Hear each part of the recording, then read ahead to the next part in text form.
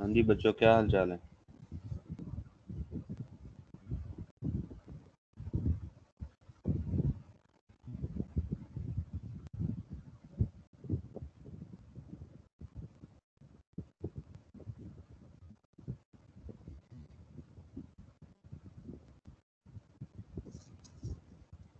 अमीर Amanullah and 168। Ji sir. अस्सलाम वालेकुम सर। वालेकुम सलाम। तो क्लास बड़ी लेट ज्वाइन कर रही है आप लोगों की, 10 मिनट गुजर गए क्लास स्टार्ट हुई को।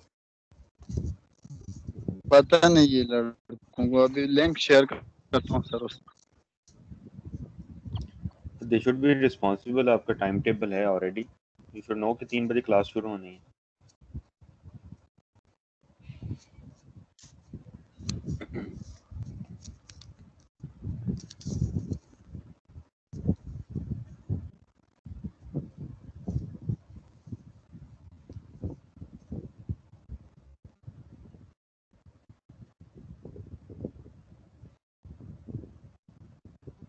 जल्दी इनके साथ शेयर करें, इनको क्या ज्वाइन करें, हम लेक्चर स्टार्ट करें। ओनली 4 लोग हैं मीटिंग में, इस पे क्या लेक्चर दूंगा मैं? शेयर कर दिया सर।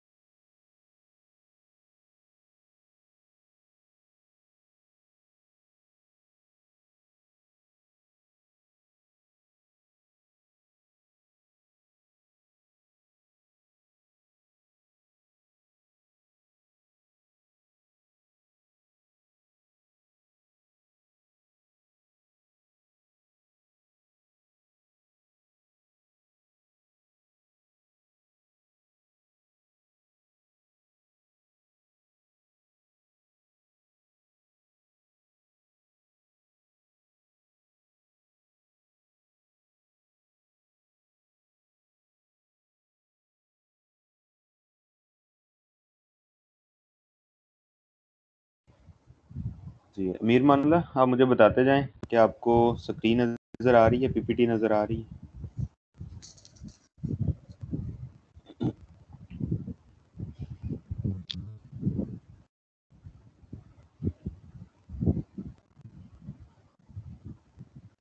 पहले आ रहा था सर, अभी नहीं सर।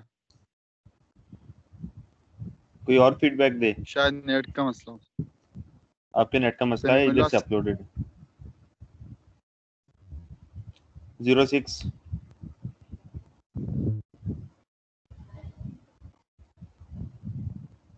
20 44। जी सर। जी बेटा, आपको पीपीटी नज़र आ रही? जी सर, आ रही है। ओके, आप फीडबैक देते जाएं, कहीं पे कोई प्रॉब्लम हो तो मुझे बता देना, अदरवाइज अपना माइक म्यूट रखें।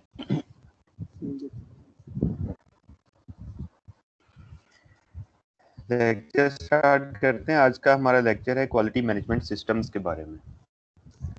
क्वालिटी मैनेजमेंट सिस्टम क्या चीज़ है?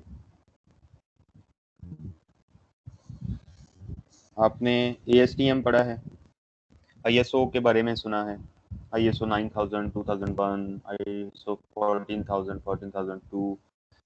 आपने मुख्तलिफ ऑर्गेनाइजेशंस विजिट की हैं तो इस तरह की सर्टिफिकेशंस देखी होंगी। ये कुछ इंटरनेशनल ऑर्गेनाइजेशंस हैं जो कि प्रोसेसेस को स्टैंडर्डाइज करती हैं। किसी भी दो पार्टीज के बीच में लेन देन होता है तो एक स्टैंडर्ड मेथड डिफाइन करती हैं, उस मेथड के थ्रू वो अपनी सेल परचेज करें।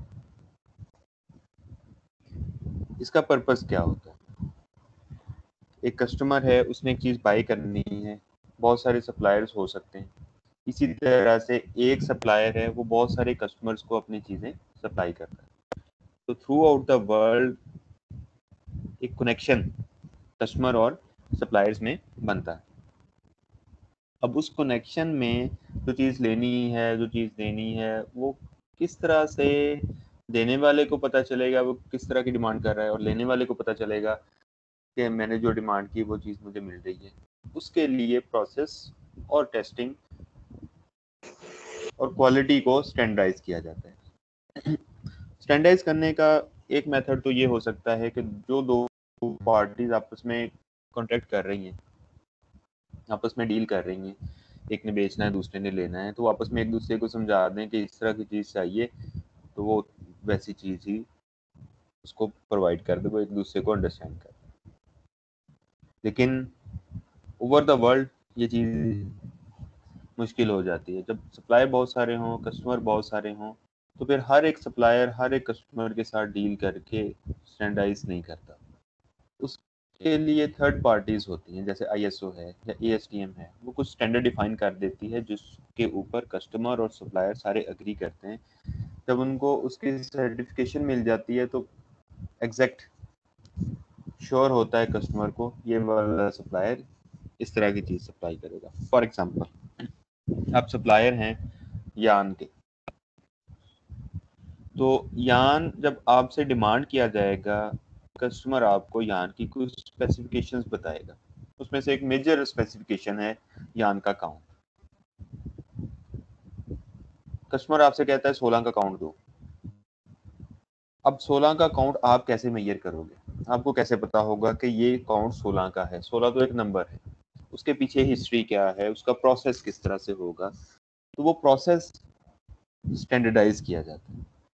अब आप स्पिनर हैं, दुनिया में जितनी भी स्पिनिंग की इंडस्ट्री होगी जो कि स्पन यान सप्लाई करती होगी, उनके लिए काउंट मेजर करने का एक ही मेथड होगा। और ये मेथड कहाँ से आया? ये वो जो थर्ड पार्टीज हैं, जैसे ISO है या ASTM है या कोई और स्टैंडर्डाइजेशन की ऑर्गेनाइजेशंस हैं, वो ये मेथड डिफाइन करती हैं। यान काउंट का मेथड कैसे डिफाइन हुआ कि एक ली बनानी है 120 यार्ड्स की, कैसे बनानी है उसको भी बताया गया कि एक हमने ली मेकर लेना है जिसके एक रेवोल्यूशन में 1.5 यार्ड्स आएंगे, उस के 80 रेवोल्यूशंस के बाद हमने उतार लेना है, फिर उसका वेट करना है। हमारे पास लेंथ है, हमारे पास वेट है, फिर एक स्टैंडर्ड फार्मूला है जिसके थ्रू हम काउंट कैलकुलेट करते हैं। अब इस स्पिनर ने उसी फार्मूला के थ्रू मेजर करके बता दिया ये काउंट इतना है, कस्टमर को पता चल गया ये काउंट उतना, उसके जहन में भी है कि इस मेथड से डिफाइन किया गया है। अब कस्टमर को भी इसकी ज़रूरत होती है कि काउंट फिक्स हो, जितना उसने डिमांड किया है उतना उसको मिले, क्योंकि उसने कल को जो फैब्रिक आगे सप्लाई करना है उसने GSM की बेस के ऊपर सप्लाई करना है, या कुछ और प्रॉपर्टीज हैं जो कि काउंट पे या कुछ और यान की प्रॉपर्टीज पे डिपेंड कर रही होंगी। तो वो अगर स्टैंडर्डाइज्ड मेथड से किया हुआ होगा तो उसके नेक्स्ट प्रोसेसेस भी श्योर होंगे। अब ये 16 का काउंट है तो हर सप्लायर से वो 16 का काउंट एक ही स्टैंडर्ड मेथड से लेगा। मसला ये होता है कि जब दो पार्टीज एक दूसरे को अपने मेथड समझा के करती हैं, तो एक सप्लायर के बहुत सारे कस्टमर्स होंगे, तो बहुत सारे कस्टमर्स के मेथड को सेपरेटली मेजर करना पॉसिबल नहीं होगा। इसी तरह से कस्टमर के एक के बहुत सारे सप्लायर्स हैं, तो हर सप्लायर को बताना कि ये वाला मेरा मेथड है, ये भी पॉसिबल नहीं होता। तो इसलिए कोई भी कॉन्ट्रैक्ट होना है दो पार्टीज में, वो इस चीज़ पे एग्री करती हैं कि जो इंटरनेशनल स्टैंडर्ड ऑर्गेनाइजेशंस हैं उनके डिफाइन करदा मेथड्स के थ्रू स्पेसिफिकेशंस मेजर करके उनको प्रोडक्ट सप्लाई की जाएगी। इसके बहुत सारे फायदे हैं। एक तो ये है कि इतना जो काम है वो बच जाता है कस्टमर का और सप्लायर का, दोनों का। फिर ये है कि जब एक स्टैंडर्ड ऑर्गेनाइजेशन किसी भी ऑर्गेनाइजेशन को विजिट करती है, उसका ऑडिट करती है, उसको सर्टिफाई करती है, तो उससे उसके प्रोसेसेस भी इम्प्रूव होते हैं। अब इसमें सिर्फ ये नहीं है कि प्रोसेस को या प्रोडक्ट को स्टैंडर्डाइज किया जाए, बल्कि बहुत सारे और इसके अलावा चीज़ें होती हैं, जैसे एनवायरनमेंट से रिलेटेड हो गई, सोशल रिस्पॉन्सिबिलिटी से रिलेटेड होगी, उसकी भी सर्टिफिकेशन वो स्टैंडर्ड ऑर्गेनाइजेशंस प्रोवाइड करती हैं। जैसे एनवायरनमेंट से रिलेटेड सर्टिफिकेशन है, वो ISO का एक सीरीज़ है, उसके थ्रू ऑडिट करके प्रोवाइड करती है। इसी तरह से सोशल रिस्पॉन्सिबिलिटी, जिसमें आ जाता है कि कस्टमर की सैलरीज एम्प्लॉइज़ की सैलरीज कितनी हैं, उनको दूसरे बेनिफिट्स दिए गए हैं, हेल्थ इंश्योरेंस है, मेडिकल फैसिलिटीज़ प्रोवाइड की गई हैं। इसके अलावा ट्रांसपोर्टेशन की या रेजिडेंस की या कुछ और फैसिलिटीज़ जो हैं वो उनको दी गई हैं या नहीं दी गई। अब हर कस्टमर जो है वो मिल को विजिट करके, ऑर्गेनाइजेशन को विजिट करके ये वेरीफाई नहीं करता। वो देखते हैं कि इनके पास एक इंटरनेशनली रिकग्नाइज्ड स्टैंडर्डाइजेशन ऑर्गेनाइजेशन की ये सर्टिफिकेशन है जो एनवायरनमेंट से रिलेटेड है। इसका मतलब है कि इस सप्लायर ने अपना ऑडिट करवा के सर्टिफाई अपने आप को किया हुआ कि ये सारे काम कर रहे हैं, तो वो बिना ऑडिट किए वहाँ से अपनी प्रोडक्ट परचेज कर लेता है। जैसे यूरोप में बहुत सारी ऑर्गेनाइजेशंस ऐसी हैं, बहुत सारे कस्टमर ऐसे हैं जो कि आपको एनवायरनमेंट से रिलेटेड अगर आपकी सर्टिफिकेशन है तो आपसे प्रोडक्ट बाई करें। तो उसके लिए फिर इन सारे स्टैंडर्ड्स को बनाने के लिए कुछ इंटरनेशनल स्टैंडर्डाइजेशन ऑर्गेनाइजेशन बनाई जाती हैं, जिसमें से एक ISO है, और कुछ मेथड्स जिसके ऊपर सारे एग्री करते हैं। ASTM हमने डिफाइन किए हुए हैं टेक्सटाइल में बहुत सारे। तो इसके मतलब आज हम स्टार्ट करते हैं अपना लेक्चर। ISO थोड़ा सा मैंने आपको जैसे बताया इसके पर्पसेस क्या होते हैं। ISO stands for international organisation for standardisation. International है, सारे इसको रिकग्नाइज करते हैं। तो ये प्रोसेसेस को और टेस्टिंग को स्टैंडर्डाइज करती है, या एक ऑर्गेनाइजेशन को किसी एक स्पेसिफिक डोमेन में सर्टिफिकेट देगी, उसको स्टैंडर्डाइज करेगी कि हाँ इसने ये वाले प्रोसेसेस सारे अडॉप्ट किए हुए हैं, इसके पास certification. It was founded in 1946 in Geneva, Switzerland, where it is still based. Its mandate is to promote the development of international standards to facilitate the exchange of goods or services worldwide. इसका mandate क्या है, ये करेगी क्या? इसने internationally standards set करने हैं ताकि जो एक्सचेंज ऑफ गुड्स और सर्विसेज, लेन देन जो होगा, जो सेल परचेज होगी, उसको फैसिलिटेट करें। फैसिलिटेट किस सेंस में होगी कि दोनों सप्लायर और कस्टमर को पता होगा कौन सी चीज़ कितनी दी जा रही है या किस स्पेसिफिकेशंस पे दी जा रही है। It is composed of more than 90 member countries. The US representative is American national standard institute. अब इसमें ऐसे भी होता है कि इंटरनेशनल सर्टिफिकेट्स और कुछ लोकली रिकग्नाइज सर्टिफिकेट्स वो भी कंसिडर किया जाता है। सपोज एक कस्टमर है, वो पाकिस्तान से चीज़ें लेना चाहता है, तो कहता है कि एनवायरमेंटली सस्टेनेबल होने चाहिए, तो वो ISO है जो कि उसकी सर्टिफिकेशन देगी। फिर कुछ चीज़ें ऐसी होंगी जो कि वहाँ पे लोकली रिकग्नाइज होंगी, ये स्टैंडर्ड लोकल स्टैंडर्ड ज़्यादा अच्छा है तो उसकी सर्टिफिकेशन। इस तरह से एक कस्टमर चूज करता है डिफरेंट काइंड्स ऑफ सर्टिफिकेशंस को देख के, जो उसके अपनी रिक्वायरमेंट होगी उसके अकॉर्डिंग। एक कस्टमर एक तरह की चीज़ देखेगा, दूसरा कस्टमर दूसरी तरह की चीज़ देखेगा। तो जो सप्लायर होगा वो जब एक कस्टमर को विन करने जाता है तो इन चीज़ों का ख्याल रखता है कि उसकी रिक्वायरमेंट्स क्या हैं। उसकी रिक्वायरमेंट के मुताबिक वो अपने ऑडिट करवा के सर्टिफिकेशन लेता है, अपने प्रोसेस को उसके मुताबिक इम्प्रूव करके, तो फिर उस कस्टमर के को विन करता है।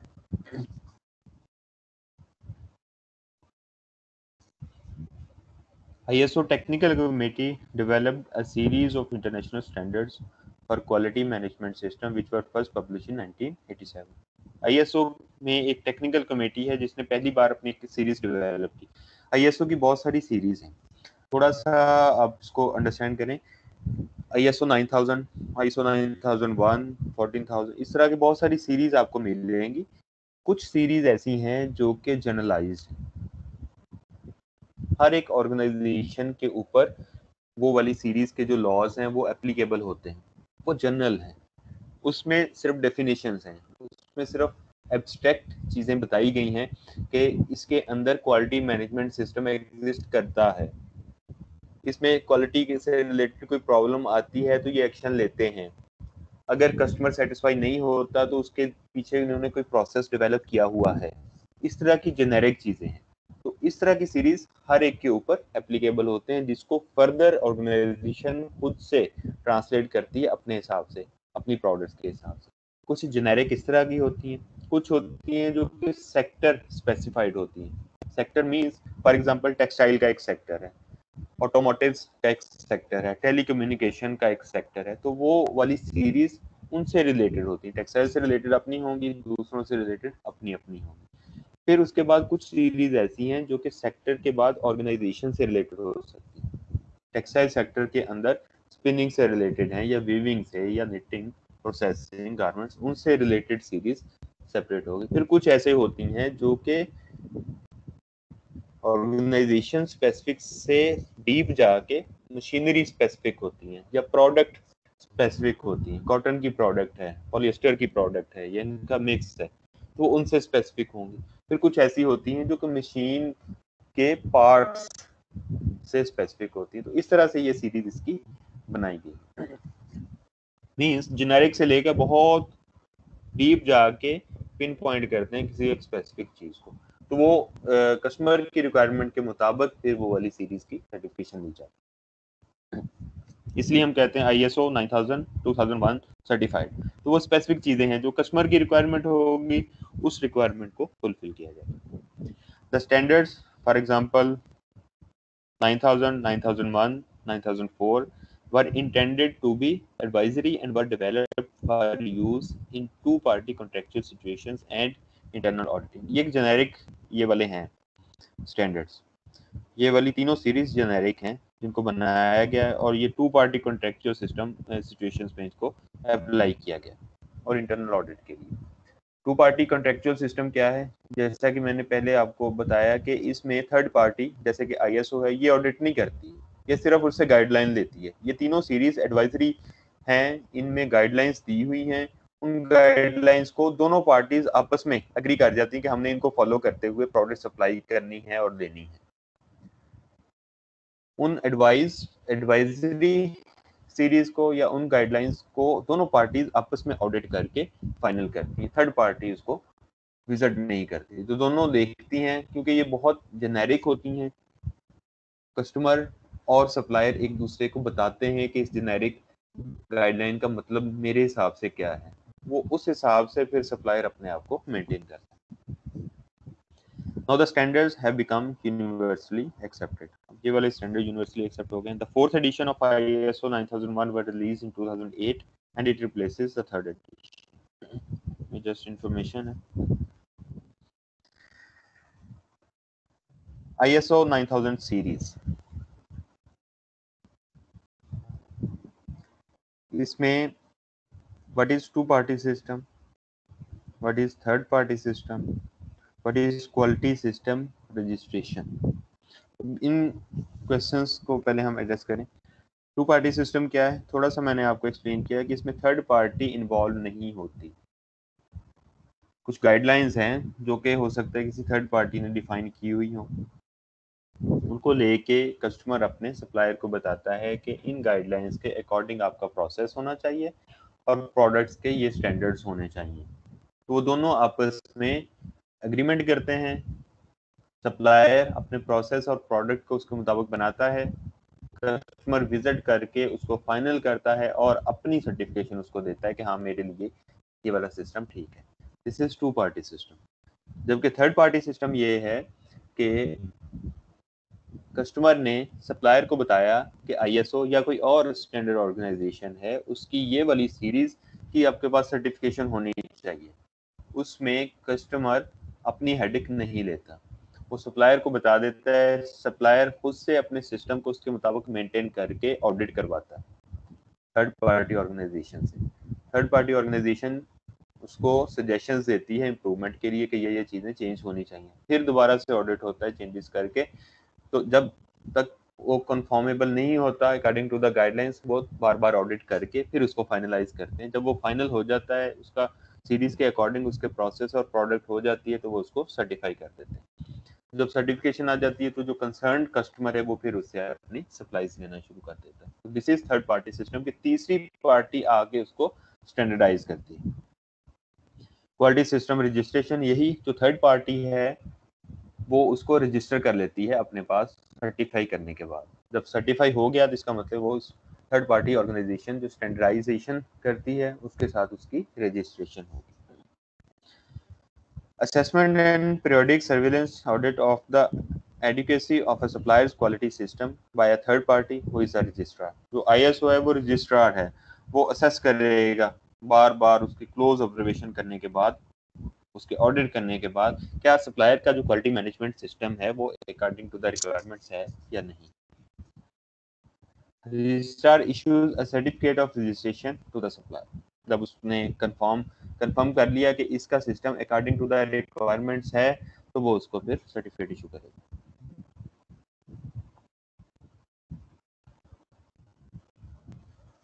Benefits of ISO registration. अगर आईएसओ में एक सप्लायर रजिस्टर होता है तो उसको क्या बेनिफिट्स होते हैं। कुछ बेनिफिट्स यहाँ पे लिखे हुए हैं, हम डिस्कस करते हैं। उसको मार्केटिंग में बेनिफिट होता है। एक सप्लायर उसने आईएसओ की डिफरेंट सीरीज की सर्टिफिकेशन ली हुई है, तो वो जब प्रोडक्ट को मार्केट करेगा तो साथ में लिखेगा कि मेरे पास आईएसओ की ये सर्टिफिकेशन है। Customers already are well aware कि इस सर्टिफिकेशन का मतलब क्या, अच्छा इससे एनवायरमेंटल सस्टेनेबिलिटी है, बहुत ज़्यादा बड़ा कंसर्न है, तो कस्टमर कहेगा अच्छा this is a good supplier. उसको कहेगा अच्छा इस ये रिसाइकलिंग के लिए एफर्ट्स कर रहा है, उसकी सर्टिफिकेशन है, इट्स अ गुड सप्लायर। इसका प्रोसेस जो है वो बड़े अच्छे तरीके से मेंटेन्ड है, इसमें रेजिलियंस है, प्रोडक्शन जो है वो स्टॉप नहीं करेगी, इसके पास कैपेसिटी है, ये कोई भी इस डोमेन में प्रोडक्ट इसको देंगे ये बना सकेगा। तो इस तरह की सर्टिफिकेशन, तो वो जब वो सर्टिफिकेशन का बताते हैं तो आपकी मार्केटिंग इम्प्रूव होती है, कस्टमर ज़्यादा अट्रैक्ट होता है जब उसके पास एक इंटरनेशनल स्टैंडर्डाइजेशन ऑर्गेनाइजेशन की सर्टिफिकेशन होती है।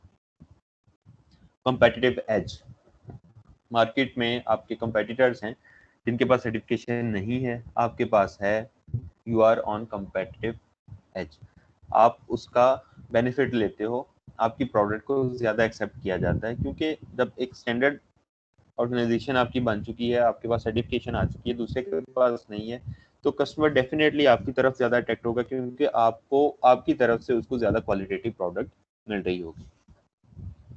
Another internal benefit is process improvement. जब आप सर्टिफिकेशन के लिए जाते हो, आपको बार बार स्टैंडर्डाइजेशन ऑर्गेनाइजेशन विजिट करती है, आपका ऑडिट करती है, तो आपका प्रोसेस इंप्रूव होता है। इंटरनल क्वालिटी आपकी इंप्रूव होती है, परसेंटेज ऑफ स्क्रैप कम होता है, रीवर्किंग कम होती है, नॉन कन्फॉर्मिटीज कम होती है। प्रोडक्शन रिलायबिलिटी, आपके ब्रेकडाउन कम आते हैं, डाउन टाइम आपका कम होता है। मीन्स अगर आप ने इंटरनल ऑडिट करवा के सर्टिफिकेशन ली हुई है तो आपका प्रोसेस इंप्रूव हुआ है, अपने प्रोडक्शन प्रोसेसेस को बेटर किया हुआ है, तो आपके मशीन के ब्रेकडाउन कम आएंगे, आप उसकी मेंटेनेंस अच्छी कर रहे हैं, और उसका मशीन का डाउन टाइम, मीन्स अगर आपने इम्प्रूव किया है प्रोसेस तो डाउन टाइम इसलिए आपने मेंटेनेंस के लिए किया हुआ है, तो वो आपके टाइम कम होगा। या कोई कह लें कि आप क्वालिटी चेंज कर रहे हो तो मशीन रोकी हुई है, तो आप उसका टाइम कम लोगे। एक्सटर्नल क्वालिटी आपकी बेहतर होगी, डेफिनेटली एक्सटर्नल क्वालिटी जो आप प्रोडक्ट सप्लाई कर रहे हो बेहतर होती है। फिर उससे क्या होता है, क्लेम्स ऑफ प्रोडक्ट कम आते हैं, वारंटी क्लेम्स होते हैं कुछ प्रोडक्ट्स, टेक्सटाइल में तो शायद इस तरह की चीज़ नहीं, लेकिन कुछ ऐसी चीज़ें जिनके वारंटी क्लेम्स आते हैं तो वो चीज़ें वापस कर दी जाती हैं, ये चीज़ें कम होती हैं। Return products quality according to the required standards नहीं है, वो वापस आने के चांसेस कम होते हैं, क्योंकि आप ऑलरेडी स्टैंडर्डाइज कर चुके हो, आपके टेस्टिंग मेथड, आपकी प्रोडक्शन प्रोसेसेस, आपकी क्वालिटी चेकिंग, ये सारी स्टैंडर्डाइज हो चुकी हैं, तो आपके प्रोडक्ट रिटर्न होने के चांसेस बहुत कम होते हैं। टाइमर परफॉर्मेंस, आपकी टाइम की परफॉर्मेंस अच्छी होती है, ऑन टाइम डिलीवरी होती है, थ्रूपुट टाइम आपका कम होता है। ऑन टाइम डिलीवरी हमने पहले भी इसको डिस्कस किया है कि ये एक अच्छी सर्विस की ज़मरे में आता है। थ्रूपुट टाइम क्या है कि आपका प्रोडक्शन में जितना टाइम मिलता है, कन्वर्जन में रॉ मटेरियल से फाइनल प्रोडक्ट तक कन्वर्ट करने में जितना टाइम लगता है उसको थ्रूपुट टाइम कहते हैं। अगर आपने प्रोडक्शन को अच्छे से मेंटेन किया हुआ है तो आपका थ्रूपुट टाइम भी कम होता है। कॉस्ट ऑफ पुअर क्वालिटी, अगर आपकी प्रोडक्ट क्वालिटेटिव है, एक्सटर्नल नॉन कन्फॉर्मिटीज कम होती हैं, स्क्रैप कम बनता है, रीवर्किंग कम होती है, तो पुअर क्वालिटी की कॉस्ट भी कम आती है। हाँ, इसका एक नुकसान होता है, जब आप सर्टिफिकेशन लेने जाते हो, ऑडिट बार बार करवाते हो तो आपको उसके ऊपर पैसे लगाने पड़ते हैं। On the negative side, prevention and appraisal cost increase.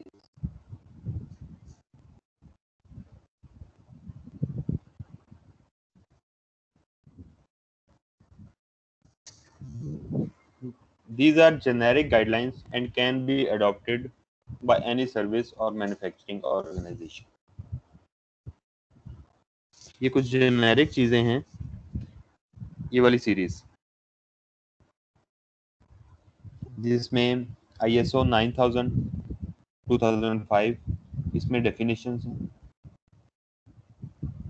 ISO 9001 2008 quality management system requirements, ISO 9004 2000 quality management system performance improvement guidelines. ये इनके अंदर सिर्फ क्वालिटी की डेफिनेशंस होंगी या क्वालिटी मैनेजमेंट सिस्टम की रिक्वायरमेंट्स क्या होती हैं, जैसे कि लैब बनी हुई है, टेस्टिंग होती है, हर तरह की टेस्टिंग होती है, स्पेसिफाइड नहीं है, प्रोडक्ट से रिलेटेड नहीं है, जेनेरिक है।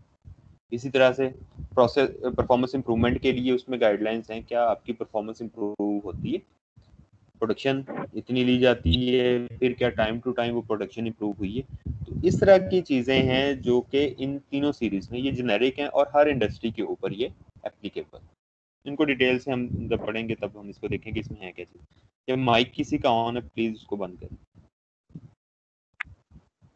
The standards required an organisation to say, ये जो तीनों सीरीज हैं इसमें इसका मतलब क्या है कि एक ऑर्गेनाइजेशन कहेगी what it is doing to ensure quality, इन गाइडलाइंस को फॉलो करते हुए वो क्वालिटी को इंश्योर करने के लिए क्या कर रही है, वो अपना प्रोसेस खुद से बताएगी उन गाइडलाइंस को फॉलो करते हुए। Then do what it says, और फिर जो उसने कहा है वो करेगी।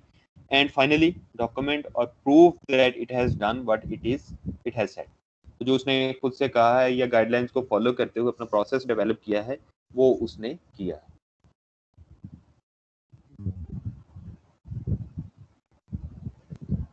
सेक्टर स्पेसिफिक स्टैंडर्ड्स, ये कुछ सीरीज हैं जिसको जस्ट हम बाय नेम हम देखते हैं कि ये सीरीज किन से रिलेटेड है।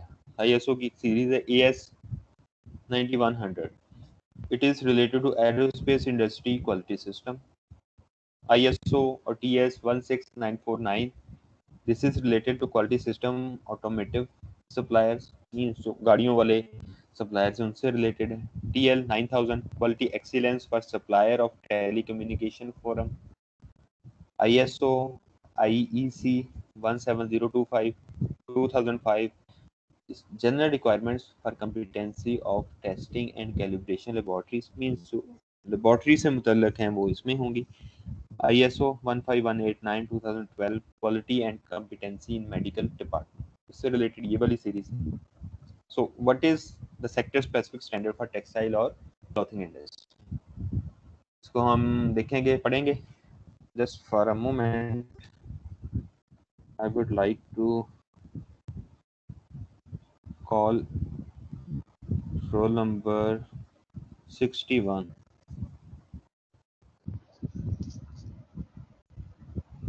61.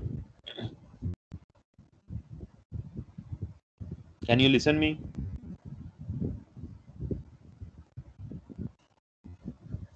Okay. 46.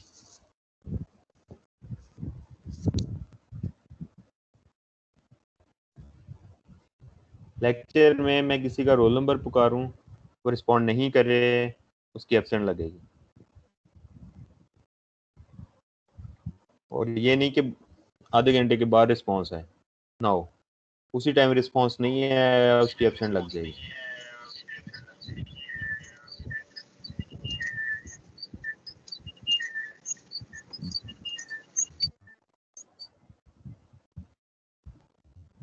Eighty six.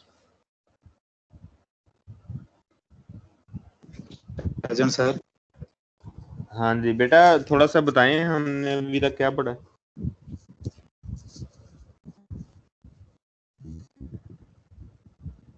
Eighty six. जी सर। जी बेटा, अभी तक हमने क्या पढ़ा।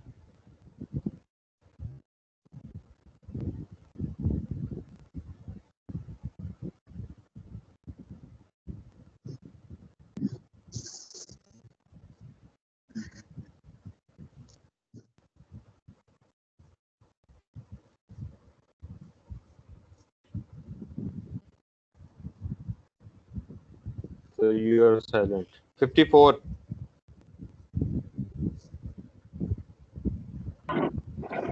जी सर। बेटा ये टू पार्टी सिस्टम क्या चीज है? सर ये अभी रिसेंटली मुझसे पूछते हैं सर, ये मैंने अभी अभी ज्वाइन किया 10 मिनट पहले से, 15 मिनट पहले से। क्यों, आपकी क्लास तो बेटा 3 बजे शुरू होती है। सर मैंने किया था, जल्दी किया था सर, लेकिन इतनी भी लेट नहीं किया था, तब 3:15 3:20 पे सर किया था, अपनी नमाज पढ़ा था। बेटा आप नमाज पहले पढ़ लें, आप टाइम पे आए, अदरवाइज आपकी एब्सेंट है। सर आइंदा से नहीं होगा सर। 67।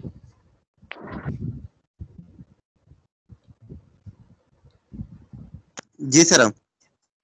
जी बेटा ये सर जी मेरा बेटा का ISO क्या चीज है? जी सर। बेटा ये ISO क्या चीज है? सर बेटा आपकी आवाज ये नहीं सर। ISO क्या है?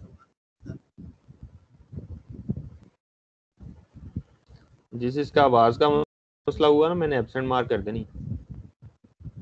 हेलो सर, मेरी आवाज आ रही है सर?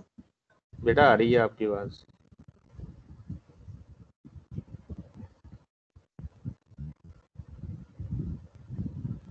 सर 131। Yes sir. जी बेटा ये ISO क्या चीज है? सर ये स्टैंडर्ड था सर, हम जो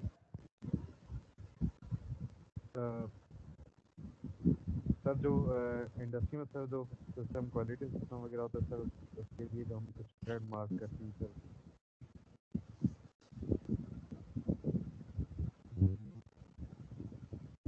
बेटा ये किस तरह की सीरीज ISO की हैं?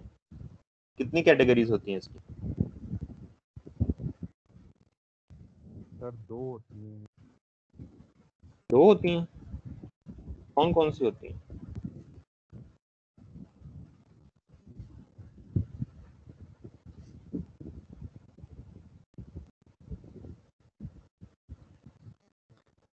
बेटा ओनली फॉर टुडे मैं आपकी एब्सेंट नहीं मार्क करूंगा। नेक्स्ट अगर आप अटेंटिव नहीं हैं, रिस्पांस पे तो डायरेक्ट गैर हाजिरी है ना, अगर रिस्पांस नहीं किया तो। और अगर आपने जो लेक्चर, बड़ी सिंपल सी चीज़ें मैंने पूछनी है जो मैंने बताई होंगी, वो आपको नहीं पता तो भी आपकी एब्सेंट मार्क होगी। सो फ्रॉम नेक्स्ट लेक्चर, कल है आपका, उससे ये वाली एब्सेंट नहीं होनी चाहिए। अगर हुई तो I will not be responsible और किसी भी सूरत आपकी अटेंडेंस मार्क नहीं होगी। अभी लेक्चर से रिलेटेड आपका कोई क्वेश्चन है तो वो क्वेश्चन आप कर लें, लेक्चर यहाँ पे क्लोज कर।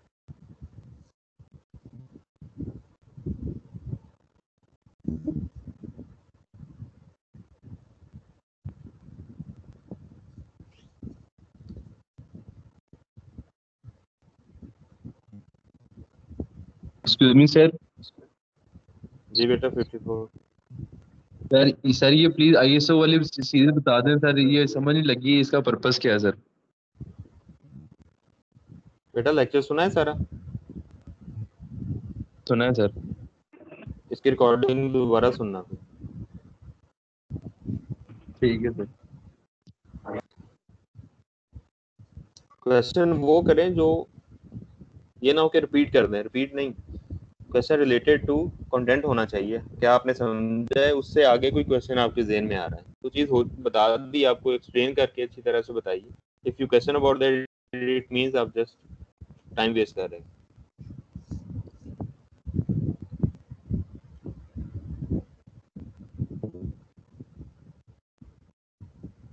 एक्सक्यूज मी सर, एक क्वेश्चन था सर। जी बेटा। सर ISO 900 सर, ये जो स्टैंडर्ड्स हैं सर ये सिर्फ सर टेक्सटाइल इंडस्ट्री के अलावा सर बाकी भी हम काफी चीजों पर देखते हैं सर कि वहां पर भी उनने ISO 9001 के सर स्टैंडर्ड के सर लेबल लगाया हुआ होता है। तो सर इनका क्या क्राइटेरिया सर के सबके लिए मतलब वो सेम ही रूल्स हैं सबके लिए, मतलब हर हर फॉर्म के लिए सेम रूल्स होते हैं? क्योंकि टेक्सटाइल इंडस्ट्री है, वहां पर भी ISO 9001 स्टैंडर्ड्स होते हैं सर। उसके अलावा हम कोई प्रोडक्ट लेते हैं उसके ऊपर भी सर इनके साथ टिक लगाकर ISO 9001 लिखा हुआ होता है। तो सर ये सेम क्राइटेरिया के ऊपर सर इनकी एक्रेडिटेशन होती है या डिफरेंट होता है सर? हाँ बेटा, गुड क्वेश्चन। अभी थोड़ा सा मैंने आपको इसमें एक्सप्लेन किया था कि कुछ चीज़ें होती हैं जो जेनेरिक हैं, जेनेरिक चीजें किस तरह की होंगी कि एक ऑर्गेनाइजेशन है, वो कहते हैं वो टेक्सटाइल की हो या ऑटोमोटिव की हो, लोकोमोटिव की हो, मेडिकल हो या कुछ भी, वो कहते हैं कि ये जो प्रोडक्ट या सर्विसेज की बात करते हैं, जिसको ये क्लेम करते हैं, क्या उसका सेटअप इनके पास मौजूद है? एक क्वेश्चन हो गया। अगर सेटअप उसके पास मौजूद है तो इसका मतलब है वो कोई भी ऑर्गेनाइजेशन हो, वो सेटअप हर एक का अपने हिसाब से होगा, लेकिन सेटअप मौजूद होगा तो उसको सर्टिफिकेशन मिलेगी। फिर ये है कि इन्होंने एनवायरनमेंट को सस्टेन करने के लिए एफर्ट्स की हैं। वो किसी भी तरह की इंडस्ट्री हो, उसका सिस्टम एनवायरनमेंट सस्टेनेबिलिटी के लिए किसी भी तरह का अडॉप्ट किया हो लेकिन मौजूद है, तो इसका मतलब है उसको वो सर्टिफिकेशन मिल जाएगी। या कह लें कि वो इन्होंने एम्प्लॉयज के बेनिफिट्स के लिए काम किया है, क्या उसको मेडिकल फैसिलिटी प्रोवाइड की है, क्या उनको हेल्थ इंश्योरेंस प्रोवाइड की है, ट्रांसपोर्टेशन की है, या दूसरी जो फैसिलिटीज उसमें आती हैं। तो ये जेनेरिक चीज़ें हैं जो कि हर इंडस्ट्री के में मौजूद हो सकती हैं, प्रोडक्ट से रिलेटेड नहीं है। जब प्रोडक्ट से रिलेटेड स्पेसिफिक आएंगी तो वो हर एक की अलग से होगी। तो जो जेनेरिक सीरीज हैं, जैसे 2-3 मैंने आपको इसमें लेक्चर में बताई, वो जेनेरिक सीरीज के अंदर जेनेरिक क्वेश्चंस होंगे, वो उनका ऑडिट उसके अकॉर्डिंग किया जाए कि वो फॉर एग्जांपल इसके अंदर क्वालिटी मैनेजमेंट सिस्टम मौजूद है या नहीं है।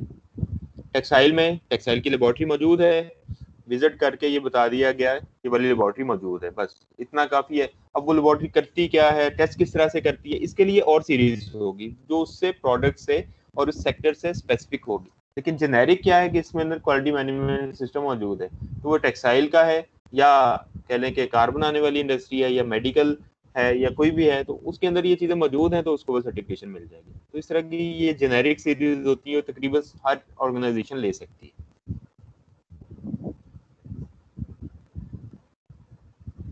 आई होप आपको अंडरस्टैंडिंग होगी। फर्दर मैं आपको सजेस्ट करूंगा, आपने जो इस तरह की सीरीज पढ़ी है ना, कहीं पे भी किसी की सर्टिफिकेशन लिखी देखिए जो जेनेरिक है, उसको आप सर्च करें इंटरनेट के ऊपर, तो देखें कि उसके अंदर कौन से पॉइंट्स हैं, क्या चीज़ें वो चेक करते हैं। आपको अंडरस्टैंडिंग होगी कि ये जेनेरिक है, तो ये हर इंडस्ट्री के ऊपर एप्लीकेबल हो सकते हैं।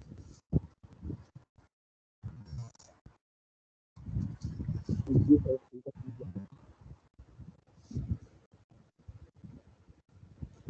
ठीक है बच्चों, कोई और क्वेश्चन?